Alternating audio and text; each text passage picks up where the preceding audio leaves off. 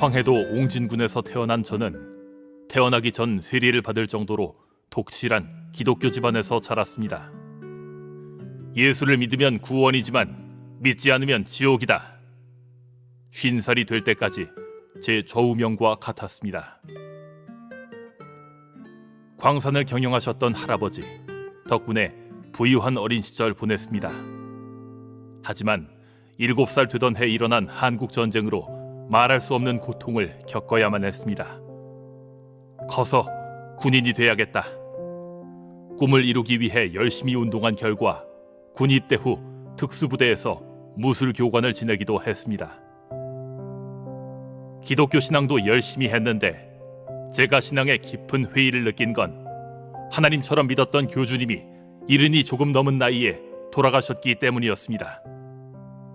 당신을 따르면 영생한다고 외치던 분이었는데 온 세상이 무너지는 듯한 놀라움, 허무함, 정말 어처구니 없는 일을 경험한 것이죠. 예수님은 진짜 부활했을까? 큰 충격을 받은 저는 모든 보직을 내려놓고 교단에서 나와버렸습니다.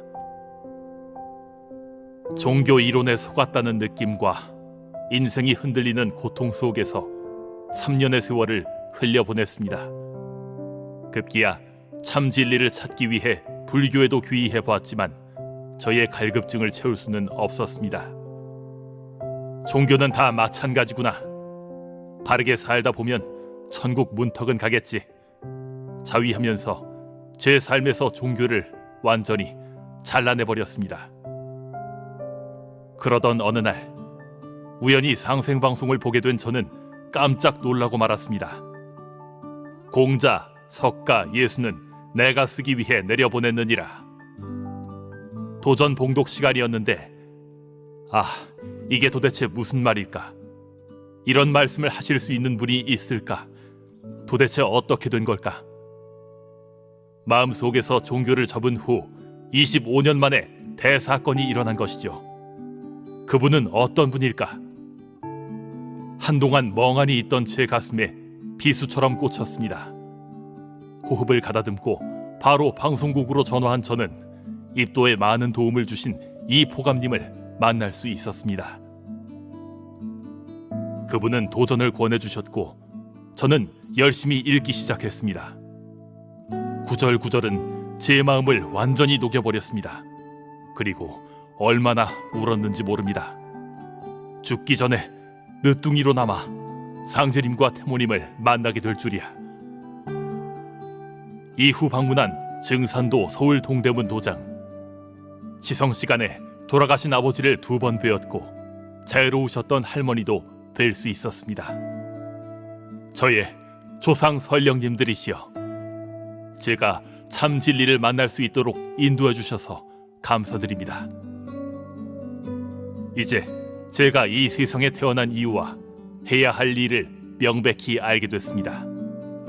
반드시 유김을 완수해 상제님, 태모님, 태상 종도사님과 종도사님 은혜에 보은하겠습니다. 그리고 한결같이 대해주시는 전수호사님과 이 포감님, 동대문 도장 모든 도생님께도 깊이 감사드립니다.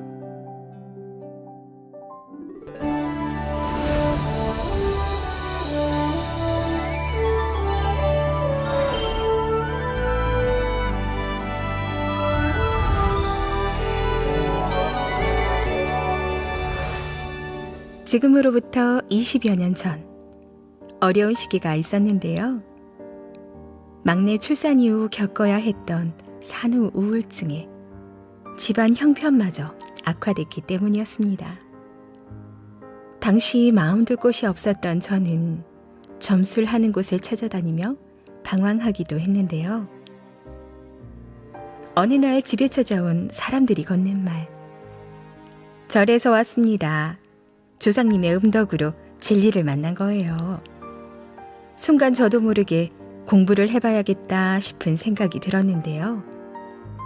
대순진리의 사람들을 우연히 만나면서 8년이란 시간을 허비하고야만 것이죠. 남편의 심한 반대로 집을 나와 대순진리의 숙소에서 생활하기도 했는데요. 어느 날 뇌리를 스친 생각. 세 분의 상제님은 있을 수 없어. 가정과 조상님을 위해 열심히 신앙했는데 가정이 파탄날 지경이라니 이건 아니야. 과감하게 그곳을 나와 집으로 돌아왔는데요. 동시에 지난날의 잘못을 깊이 반성하고 모든 것을 정리해 목포로 거주지를 옮겼습니다. 이사한 지 얼마 되지 않아 집안의 불행이 시작됐는데요.